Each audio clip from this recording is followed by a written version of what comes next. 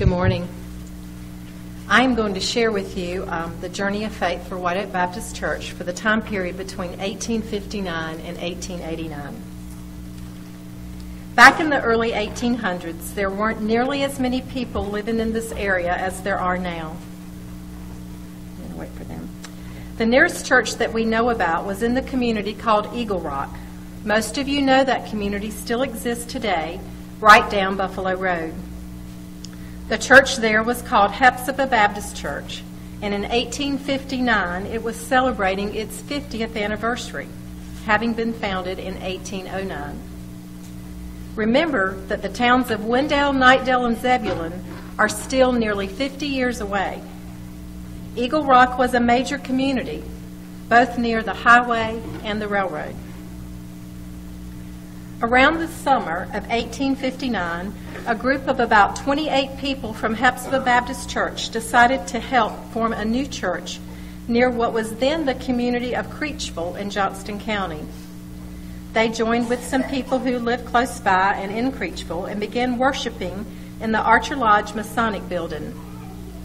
No one knows the exact dates of the first services, but it was likely in the months previous to September 1859.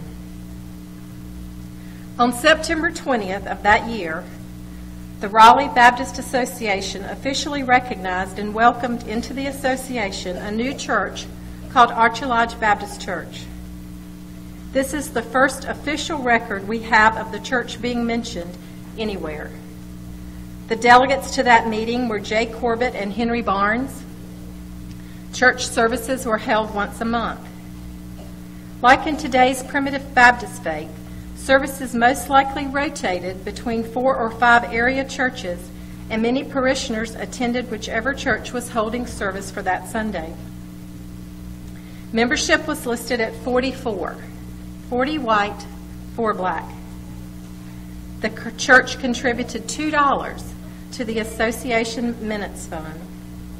No pastor was listed, but beginning in 1860, Reverend L.B. Horton was listed as the first pastor. It is likely he had previously been a member of Hephzibah, since he was listed as being from Eagle Rock, and the Hortons were a large part of that congregation. Less than 2 years after the church was founded, the Civil War broke out, and though North Carolina was a moderate state and among the last to succeed, war did eventually find its way to the area. As Sherman's troops made their way from Bentonville to Raleigh in 1865, they spread out throughout the countryside, destroying much of what was in their path. Probably because the Masonic Lodge was a center of community activity, it was destroyed. Church members joined with the lodge to restore the lodge building, and services continued to be held there until 1883.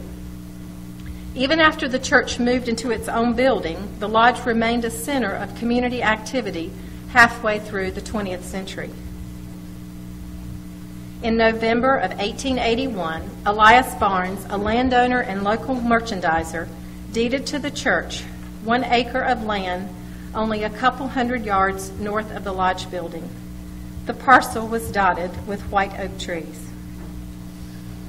In 1883, a church building was constructed on the lands Barnes had donated. In October of that year, the Raleigh Baptist Association no longer listed Archer Lodge Baptist Church. In its place was the name White Oak Baptist Church. Along with the new building, A.J. Nowell was listed as superintendent, and White Oak now boasted a Sunday school with 4 teachers and 50 pupils. While this is not a photo of the church, it dates to the same time period and is most likely what the original building would have looked like. As we focus our memories today on the humble and modest beginning of our church in 1859, we also want to remember how significant this time was in relation to the beautiful hymns that were written during the mid to late 1800s. Old favorites like Leaning on the Everlasting Arms, It Is Well With My Soul, Amazing Grace, and Jesus Loves Me are musical legacies that were created during that time. These hymns are precious to us because of what they say and how they say it. They are good because they are remembered, and they are remembered because they are good. What makes it so fascinating is knowing that our church was coming into existence 150 years ago, while at the same time these sacred masterpieces were being written. Let's sing these priceless melodies today with thankful hearts as we celebrate the creation of White Oak Baptist Church.